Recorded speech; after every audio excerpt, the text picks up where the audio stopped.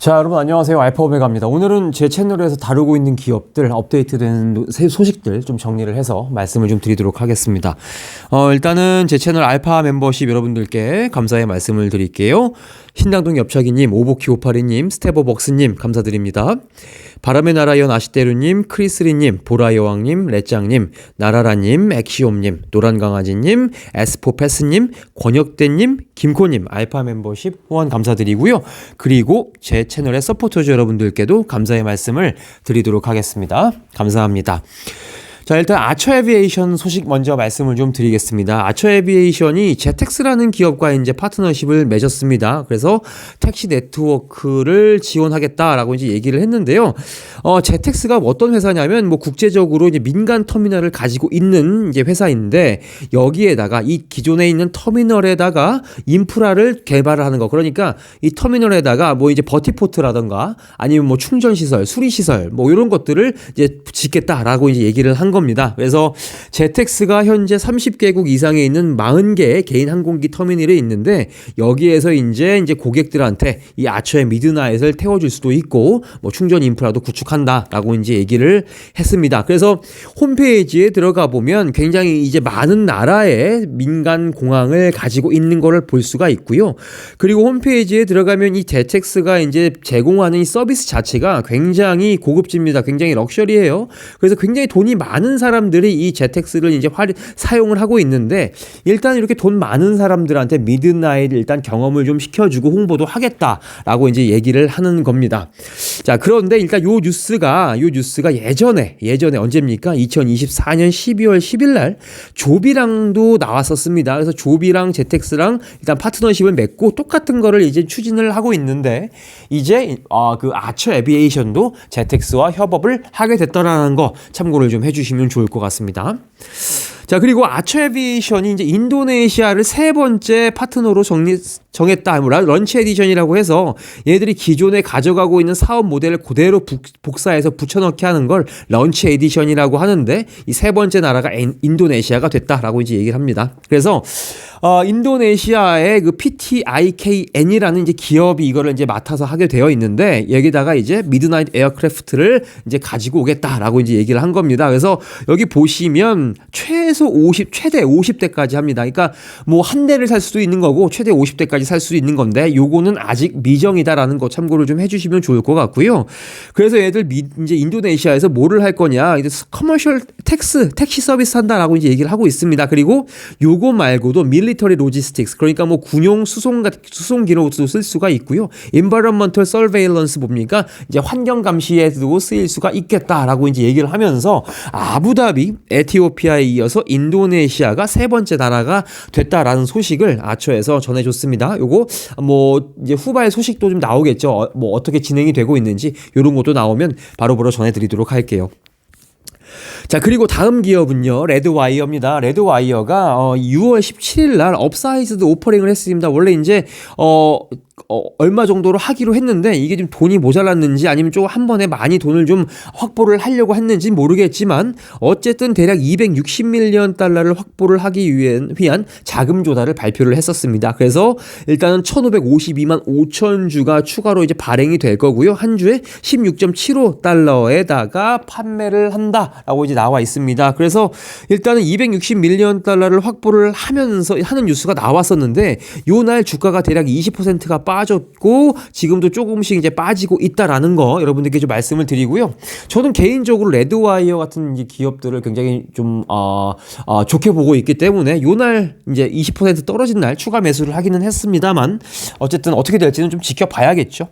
자, 그래서 요게 지금 이제 용도가 있습니다. 일단은 뭐 회사를 운영하는데 쓰일 그런 일반적인 용도로 쓸 거고 그 다음에 이제 여기 그 신주를 발행하는 우선주들이 있는데 그걸 다시 사겠다라는 겁니다. 그래서 추후에 신주가 나올 수 있는 거를 좀 방지를 하겠다. 주가 이석을 좀 방지를 하겠다라고도 얘기를 했고요. 그 다음에 이제 얼마 전에 완료가 된 엣지 오토노미라는 게 드론 기업 있죠. 드론 기업을 이제 사는데 돈을 빌려왔는데 요거 지금 갚았다라고 이제 갚겠다라고 이제 얘기를 했다라는 거. 그래서 이제 총 260밀리언 달러를 확보를 하게 될 것이다라고 이제 얘기를 하는데 얘들 현재 이제 현금이 54밀리언 달러, 그다음에 받을 돈이 76밀리언 달러, 그래서 아마 130밀리언 달러가 기존에 있었고요. 여기에다가 이제 260밀리언 달러가 이제 더해진다라고 이제 보시면 될 것 같습니다. 그래서 요거 기준으로 캐시 러데이를 앞으로 봐야 될 것 같고요.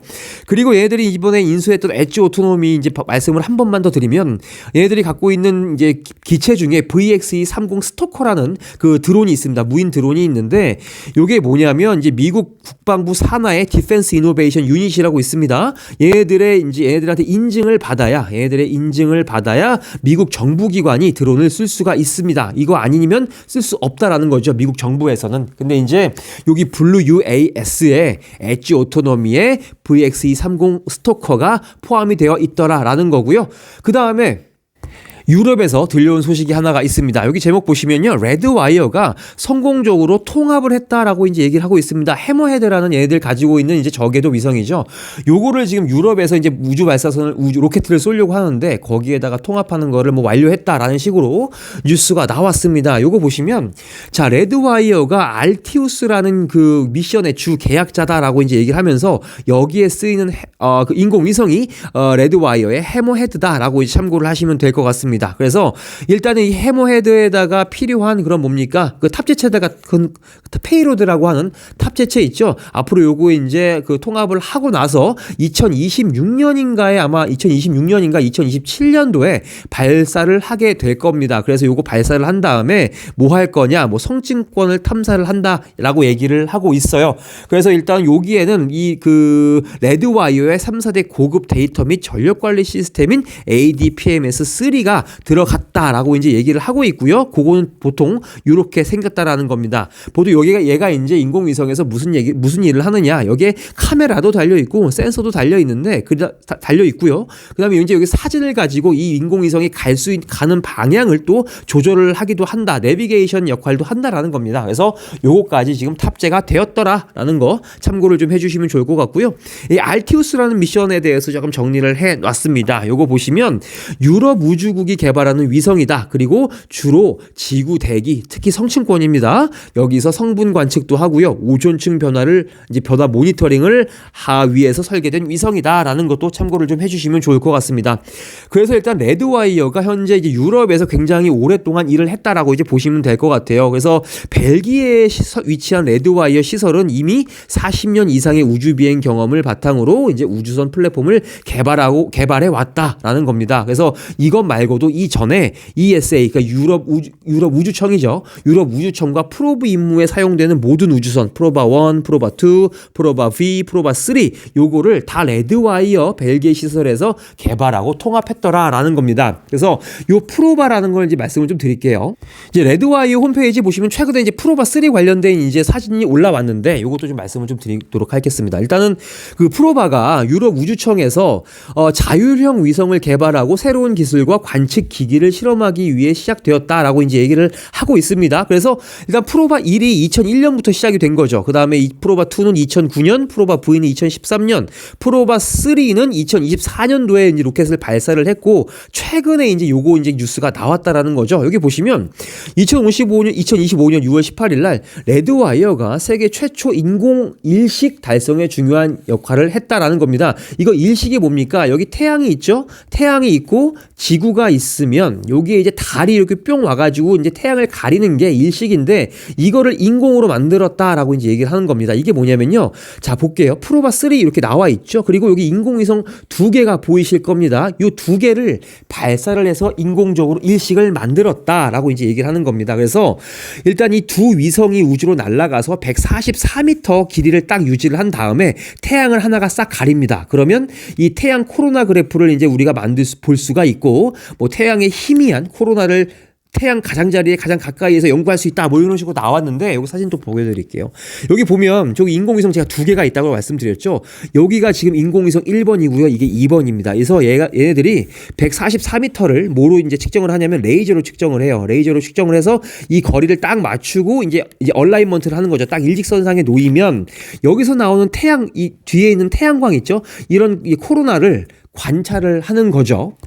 그래서 찍은 사진 요런 것들을 이제 찍었다라는 거고요. 또 요런 사진을 찍었다라는 겁니다. 그래서 요런 사진들을 보면서 이제 이게 편대비행이라는 건 뭐냐면 아까 인공위성 1번이랑 2번을 이 두 개를 편대비행이라고 이제 얘기를 하는 겁니다. 그래서 굉장히 정확하게 이 1번 위성과 2번 위성이 일직선상에 위치하게 하는 것도 굉장히 힘든 기술인데 어쨌든 이 편대비행 기술의 잠재력을 보여줬고 그 다음에 태양풍, 코로나 질량 방출에 대한 이해를 높여줄 귀중한 과학 데이터를 제공을 했다라는 겁니다. 그래서 이 프로바 3 미션도 굉장히 성공적으로 이제 완수를 했다라고 우리가 볼 수가 있겠습니다. 그래서 요런 기업이 레드와이어인데 레드와이어가 250밀리언 달러를 이제 돈이 없어가지고 자금 조달을 했는데 주가가 20%가 떨어졌습니다. 그러면은 저는 이렇게 나오는 레드와이어가 하고 있는 뉴스들을 봤을 때 얘네들이 자금 조달을 하면 그럴 수 있지라고 개인적으로 생각이 들고 이렇게 주가가 빠지면 저는 매수 기회라고 생각을 개인적으로 했기 때문에 매수를 했다. 이렇게 여러분들은 알고 계시면 될 것 같습니다.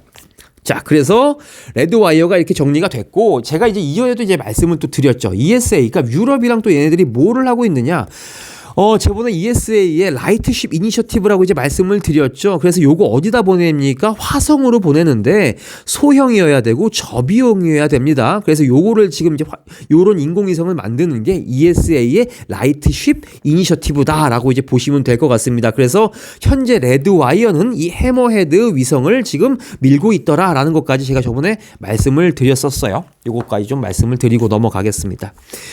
자, 그리고 이제 플루언스 얘기가 나옵니다. 플루언스가 이제 6월 12일 날 요런 뉴스를 했습니다. 얘네들이 가지고 있는 이제 포트폴리오 중에 그리드 스택 5000이라는 게 있습니다. 최근에 나온 건 스마트 스택이라는 게 나왔었죠. 근데 요거 말고 그리드 스택 5 프로 5000을 우리가 이제 안전성 테스트를 했고 밸리데이트 뭐 잘 통과했더라. 이렇게 이제 얘기를 해주고 있는 겁니다.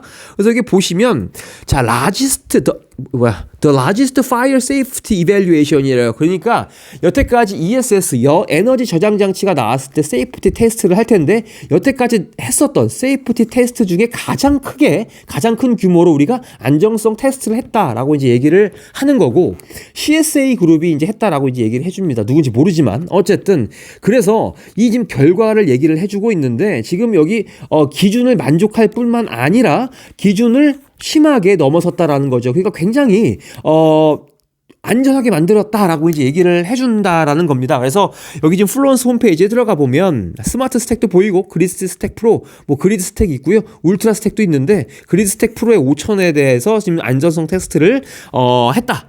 뭐 통과했다라고 이제 얘기를 하는 겁니다. 그래서 보시면 뭐 디스퍼레이션 테스트도 있고요, 디프레그레이션 테스트도 있다라고 얘기를 합니다. 그래서 요런 테스트 제가 밑에서 말씀을 드릴 텐데 요런 것들이 NFPA 69, 그다음에 뭐 68, 그다음에 또 뭐 있는데 여기 안 보이네요. 요런 테스트들을 이제 성공적으로 이제 테스트했다라는 겁니다. 그래서 여기 보시면 자, 디스퍼레이션 테스트와 디프레그레이션 테스트가 있는데 이게 뭐냐? 자, 지금 이 ESS 기계 안에다가 연소 가능한 먼지 구름을 인위적으로 넣어주는 겁니다. 그래서 폭발이 일어나게 만들어주는 거죠. 뭔가 불이 잘 붙는 그런 이제 먼지를 싹 넣어주는데 그래서 이거를 뭘 측정하느냐? 최소 폭발 농도를 측정을 하는 거예요. 결국은 얘를 폭발을 시키긴 합니다. 근데 어느 지점에서 어느 농도에서 폭발을 하는가 그거를 테스트하기 위한 게 이 디스퍼레이션 테스팅이다. 요거 이틀했다라고 얘기를 해주고 있는 거고요. 죄송합니다. 자, 그 다음에 디플래그레이션 테스팅은 뭐냐면 그러면 먼지 구름을 이제 스파크를 시키는 거죠. 딱 이제 그 불을 냈을 때 이 ESS 기계 내에서 최대 폭발 압력이 얼마고 압력 상승률이 얼마냐 요런 것들을 이제 측정을 하더라라는 겁니다. 그래서 요 기준이 있는데 요것들을 잘 통과를 했더라라고 하는 거예요. 근데 지금 이 그리드 스택 5000의 그 안정성 테스트가 왜 이제 지금은 왜 중요하게 느껴지냐 이 이유를 말씀을 드리면 최근에 이제 그 지멘스랑 이 플루언스가 이제 갈등을 빚고 있는데 왜냐하면 2022년 4월 달에 이제 플루언스가 디아블로 에너지 스토리지랑 그 2.358억 달러짜리 이제 규모의 그 계약을 했단 말이지. 이게 이제 EPC인데 이게 E가 뭐냐면 엔지니어링이고요. 프로큐어먼트고요. 그다음에 이제 이 컨스트럭션인가? C가 뭔지 모르겠는데 어쨌든 이거를 이제 플루언스가 하기로 했단 말이죠. 그래서 했는데 얘네들이 이제 그 이걸 한 과정에서 굉장히 여러 가지 문제들이 터졌다더라라는 겁니다. 그래서 보면 자, 지금 플루언스가 만든 이 ESS의 제어 시스템, HMI, 인버터 등이 이런 핵심 장비들이 계속해서 고장이 났더라. 인버터는 2022년 동안 굉장히 7월에 뭐 27회가 고장이 났더라. 뭐 2회에 아크 플래시도 발생했더라. 그래서 지금 이거는 플루언스가 계약상의 기능, 성능 요건을 충족하지 못했다라고 이제 얘기를 하면서 계약 위반이다라고 얘기를 했고요. 그 다음에 원래 지키기로 한 것보다 8개월 이상 지연이 됐더라. 이것도 이제 계약을 제대로 지키지 못했다. 그리고 그 이후 계약서에 명시된 보증 의무를 제때 이행하지도 못했다. 뭐 고장이 났는데 이런 거 보증 못했더라라는 거죠. 이런 이슈들이 났다라는 겁니다. 그리고 시멘스 에너지가 뭐라고 했냐면 플루언스가 사전 협의도 없이 원래 당초에 그 계획했던 그런 것대로 설계를 하지 않고 자기 맘대로 설계를 변경했더라. 그래서 이내 성능이랑 안전 기준을 충족하지 못했다라고 이제 얘기를 하면서 소송을 건 거죠. 그래서 229밀리언 달러 반환해라, 내놔라라고 이제 소송을 건 겁니다. 그래서 이러고 나서 지금 이제 플루언스의 주가가 이제 많이 내려왔더라는 겁니다. 그래서 지금 현재 안전성 문제가 굉장히 이슈가 되고 있는 것 같고요. 그다음에 법적인 소송도 이제 이슈가 있는데, 뭐 법적 소송까지 쓸게요. 이 이슈가 있는데 일단은 안정성 측면에서 얘들이 그 뭔가를 이제 만회할 만한 거를 이제 만들어야 되기 때문에 이 안정성이 굉장히 강화된 안정성 테스트를 우리가 잘 성공률에 뭐 맞췄다라는 이 뉴스가 지금 플루언스에는 굉장히 이제 중요한 의미를 가지고 오는 거죠. 왜냐면 안전하지 못한 것 때문에 얘들이 지금 소송에도 걸렸고 했는데 이거 우리 안전하다, 테스트 이렇게 했다라는 거를 얘들이 보여줬다라는 겁니다. 그래서 요 테스트가 갖는 의미는 현재의 플루언스의 주가를 반등시키고 안정성을 이제 갖고 왔다라는 거를 이제 투자자들에게 보여주기 위한 그런 의미가 있었다더라. 요렇게 여러분들이 좀 이해를 해주시면 좋을 것 같습니다. 야, 벌써 16분이나 됐네. 자, 오클로 말씀을 좀 드리겠습니다. 오클로가 6월 12일 날 보통주를 이제 공모를 하겠다고 이제 얘기를 한 거예요. 그래서 자, 666만 6천, 왜 6이 많이 들어가냐? 667주에 보통주를 발행을 하기로 했다. 그래서 주당 60달러로 이제 발행을 할 거고, 대략 이게 얼마입니까? 400억 달러, 그러니까 400밀리언 달러겠죠? 400밀리언 달러를 이제 조달을 할 거다라고 이제 얘기를 했고, 뭐 목적은 뭐 일반 운영 이런 게 쓸 거다라고 이제 얘기를 했다라는 겁니다. 그리고 참고를 좀 하시고요. 자, 그리고 오클로가 이제 선정이 됐다라는 뉴스가 또 나오는데, 이거 한번 보시면, 이거 6월 11일 날 나왔던 뉴스입니다. 여기 보시면, 자, 지금 오클로가 Notice of Intent to Award, 줄여서 노이타라고 할게요. 이 노이타를 이제 받았다. 누구한테 받았냐면, 자, 지금 US 디파트먼트, 그러니까 국방부랑 미국 그 공군을 대신한 DLA 에너지로부터, DLA 에너지가 뭐 하는지 모르겠는데 어쨌든 DLA 에너지가 얘네들 대표해서 이제 선정을 했다라고 이제 얘기를 하는 겁니다. 이게 뭐냐면 이 노이타를 이제 뭐라고 보시면 되냐면요. 우리가 보통 쓰는 레터 오브 인텐트라고 하는 거 있죠. 인텐트 이게 맞나? 이거 구매 의향서입니다. 구매 의향서고 이거는 사실은 우리가 의향이 있지 100%살 건 아니다. 그러니까 이게 다른 말로 말하면 법적인 구속력이 없다라고 이제 얘기를 할 수 있고요. 나중에 뭐 오클로가 잘못되면 여기 들어가지 못할 수도 있는데 어쨌든 오클로가 잘 되면 콜라 인증을 잘 받게 돼가지고 뭐 운영까지 하는 거 다 이제 서류상 뭐 법적으로 문제가 없다면 들어갈 거다라는 얘기를 하는 겁니다. 그래서 일단 잘 된다면 이제 이 오클로가 이제 그 소형 원자로 디자인할 거고요. 건설할 거고요. 소유할 거고 그다음에 운용까지 할 거다라고 얘기를 합니다. 그래서 뭐 하겠습니까? 당연히 그 군부대에다가 전기 공급하고요. 뭐 열 난방 같은 거 해주겠죠. 그래서 요거 지금 이런 뉴스가 나왔다라는 겁니다. 요것도 참고를 좀 해주시면 좋을 것 같고요. 뭐 좋은 뉴스였죠. 이거 참고를 좀 해주시면 좋을 것 같습니다. 자, 그 다음에 나토 셀렉트 플래닛 랩스, 그러니까 플래닛 랩스가 이제 선정이 된 거죠. 나토한테 이제 우리나라 이제 얼마 전에 이재명 대통령께서 나토 초청을 받았는데 안 갔죠. 어저께인가 그랬는데 어쨌든 나토가 나와서 얘기를 해봤습니다. 어쨌든 보면 플래닛 랩스가 나토한테 셀렉트가 됐다. 좋은 얘기입니다. 그래서 7피규어 컨택트, 그러니까 컨트랙트면 7자리, 그러니까 최소 100만 달러입니다. 월 1, 10, 100, 1000만, 10만, 100만. 그죠? 하나, 둘, 셋, 넷, 다섯, 여섯, 7개잖아요. 7피규어, 그러니까 7자리 수 컨트랙트 최소 100만 달러이고요. 지금 나토한테 이 플래닛 랩스가 이제 인공위성에서 사진을 찍겠죠. 그 다음에 인공위성 사진만이 아니라 인공지능이 아니죠. 인공위성 사진입니다. 인공위성을 찍어서 사진을 보내주고, 그거를 이제 인공지능이 이제 분석을 하겠죠. 뭐가 바뀌었다, 어떤 움직임이 감지가 된다, 이런 것들, 이 서비스까지 다 제공을 하기로 했다라는 뉴스가 나왔습니다. 플래닛 플래닛 랩스 굉장히 좋은 뉴스가 하나가 있었고 또 하나가 있었는데 이 플래닛 랩스가 토니 블레어 인스티튜트 포 글로벌 체인지 이 토니 블레어 옛날 영국 전 총리죠. 요 전 총리께서 계시는 이 어떤 단체에다가 플래닛 랩이 1년 동안 이제 협업을 했다. 잔지바르라는 나라에다가 이 플래닛 랩스의 이제 데이터를 주면서 국정 운영을 잘 할 수 있도록 도와줬다라고 하는 게 이 뉴스의 주된 내용인데 어쨌든 요거 지금 1년 동안 이렇게 했다라고 이제 얘기를 하는 겁니다. 그래서 지금 보시면은 요거 그냥 이렇게 플래닛 랩스의 인공위성 사진 사용했다라는 거고요. 현재 플래닛 랩스가 주가가 5.03달러입니다. 여기 보시면 5.03달러 지금 쭉 많이 내려왔다가 최근에 이제 올라가고 있는데 얘네들 재정 상황을 잠깐 좀 보여드릴게요. 매출이 이번에 66.3밀리언 달러가 4월 달에 나왔죠. 그래서 그 매출은 꾸준히 이제 올라오고 있는 것 같다라고 이제 정리를 좀 해드리면 될 것 같고요. 대신에 손실입니다. 영업이익이 나지 않고 영업 손실이 나요. 그래서 현재 분기 순손실 넷 인컴은요 마이너스 12.6밀리언 달러다라고 이제 얘기를 할 수가 있을 텐데 그거에 봤을 때 얘들이 가지고 있는 현금이 굉장히 좀 짱짱합니다. 그래서 일단 인공위성 사진을 제공하는 이 플래닛 랩스는 현재 지금 얘들이 가지고 있는 인공위성이 뭐가 있습니까? 펠리칸이 있죠. 펠리칸 2가 있는데 이게 해상도가 30cm짜리란 말이에요. 그래서 현존 최고의 지금 해상도인 것 같습니다. 막사르 테크놀로지도 있지만 걔는 상장 회사가 아니니까 어쨌든 펠리칸 2가 이제 앞으로 매출이 나올 건데 요 펠리칸 2로부터 나오는 매출을 기대를 해봐도 좋을 것 같습니다. 플래닛 랩스 요거까지 좀 말씀을 드릴게요. 그래서 괜찮은 매수 구간이 아닌가라는 생각이 좀 들어서 여러분들께 말씀을 드렸습니다. 현금에 대한 리스크도 없고요. 그래서 오늘은 여러 가지 기업들을 좀 굉장히 장황하게 설명을 좀 드린 것 같습니다. 제가 21분까지 걸릴 거라고 생각을 못했는데 굉장히 좀 길어졌습니다. 그래서 너무 좀 길게 말씀드려서 죄송한 것 같기도 하고요. 그래서 일단은요 오늘 영상은 요 정도로 줄이고 저는 또 투자해볼 만한 기업 아니면 투자해서는 안 될 기업들 좀 찾아서 정리해서 가지고 오도록 하겠습니다. 오늘 영상은요 이 정도로 줄일게요. 감사합니다.